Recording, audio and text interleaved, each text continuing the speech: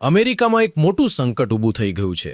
America સેનેટમાં Republican કે ડેમોક્રેટ્સનું funding bill pass થઈ શક્યું નથી.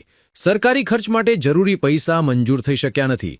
રિપબ્લિકન બહુમતી ધરાવતા સેનેટે ડેમોક્રેટ્સના હેલ્થકેર લાભ અને ઘરેલું યોજનાઓવાળું બિલ નકારી દીધું છે, જ્યારે ડેમોક્રેટ્સે રિપબ્લિકન્સનો શોર્ટ ટર્મ ફંડિંગ પ્લાન રોકી દીધો.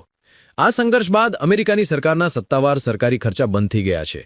મહત્વનું છે કે યુએસ સરકારના વિવિધ વિભાગોને ચલાવવા માટે મોટી રકમની જરૂર પડે છે.